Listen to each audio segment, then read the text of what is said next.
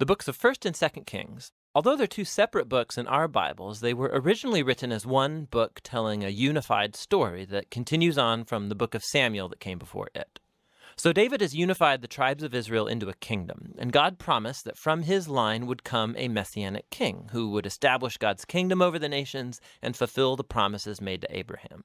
So the book of Kings tells the story of the long line of kings that came after David, and none of them lived up to that promise. In fact, they run the nation of Israel right into the ground. The book is designed to have 5 main movements. The story begins and ends focus on Jerusalem, first with Solomon's reign and the construction of the temple, and then in this last section ending with Jerusalem's destruction and Israel's exile to Babylon. And the story leading up to this tragedy is what makes up the center 3 sections, which explain how Israel split into 2 rival kingdoms, how God tried to prevent the corruption of Israel by sending the prophets, and how exile became the unavoidable consequence of Israel's sin. The book opens with 2 chapters about the kingdom passing from the aging David to his son Solomon.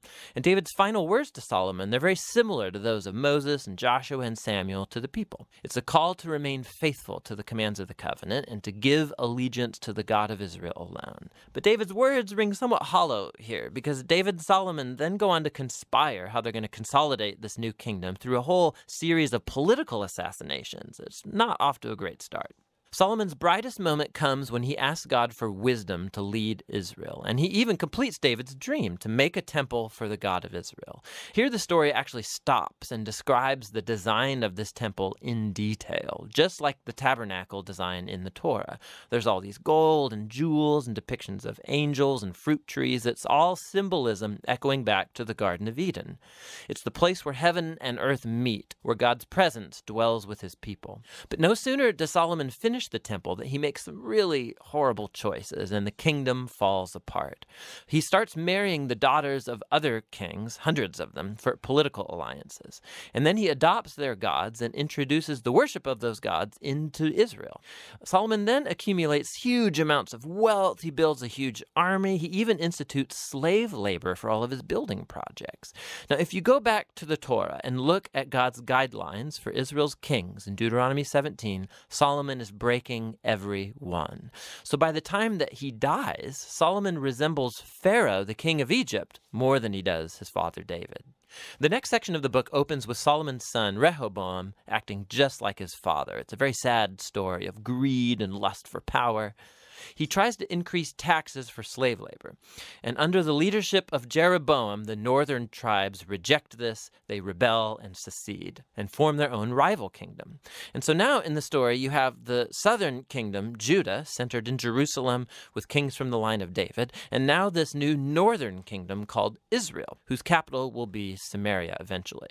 Jeroboam also goes on to build 2 new temples to compete with Solomon's temple in the south. He puts a golden calf in each one to represent the God of Israel. The connection to Exodus 32 and the golden calf, it's all quite explicit. From this point on, the story goes back and forth from north to south, tracing the fate of both kingdoms. Each one had about 20 successive kings, and as the author introduces each king, he evaluates their reign by a few criteria. Did they worship the God of Israel alone, or did they promote the worship of other gods?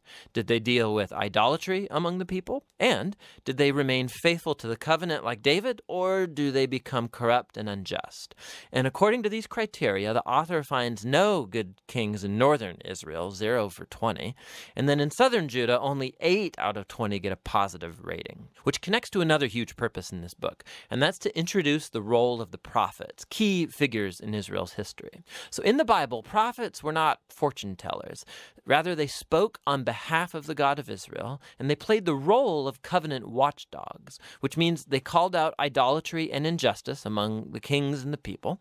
They were constantly reminding Israel of their calling to be a light to the nations, that they should obey the commands of the Torah, and so the prophets challenged Israel to repent and follow their God.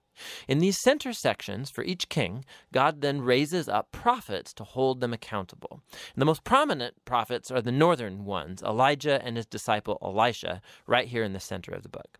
Elijah was a wild man of a prophet living out in the desert, and his arch nemesis was the northern king Ahab and his Canaanite wife Jezebel. Together, these two had instituted the worship of the Canaanite god Baal over Israel. And so in a famous story, Elijah challenged 450 prophets of Baal to a contest to see which god was real. So they both build altars and pray to their gods, but only the God of Israel answers with fire. After this, Ahab uses his royal power to murder an Israelite farmer and then steal his family's vineyard. And Elijah again confronts Ahab's injustice, and he announces the downfall of his house.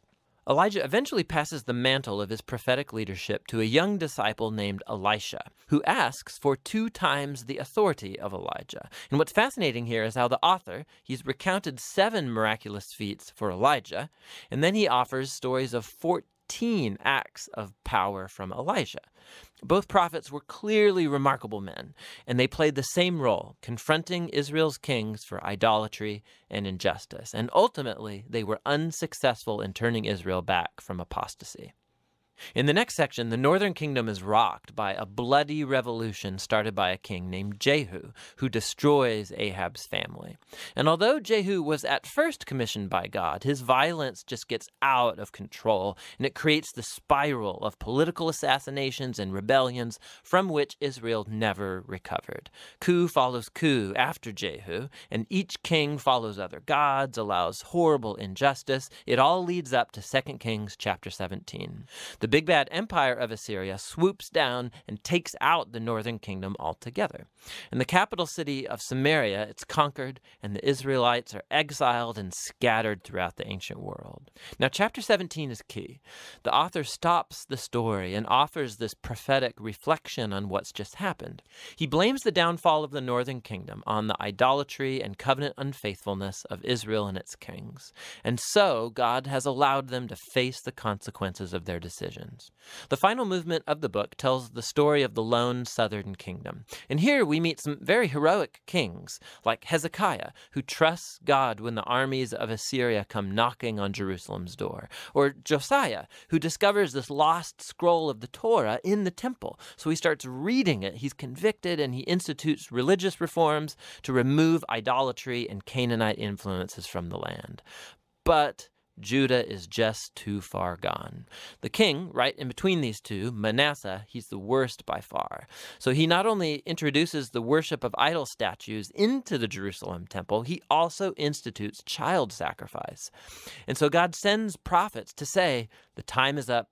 Israel has reached the point of no return. The final chapters tell the story of the Babylonian Empire coming to invade Jerusalem, destroy the temple, and carry the people and the royal line of David off into exile. And so the story ends leaving us wondering, is God done with Israel? Is he done with the line of David? Well, the final paragraph zooms about 40 years forward into the exile, and it tells a very odd story. It's about Jehoiakim, a descendant from David, who would have been king if he was back in Jerusalem. And the king of Babylon releases him from prison and invites him to eat at the royal table for the rest of his life, and the book ends. So it's not much, but it's a story that gives a glimmer of hope that God has not abandoned the line of David. So the question now is, how is God going to fulfill his promises to Abraham, to David? How is he going to bless the nations and bring the Messianic kingdom? And to answer those questions, you have to read on into the wisdom and the prophetic books. But for now, that's the book of Kings.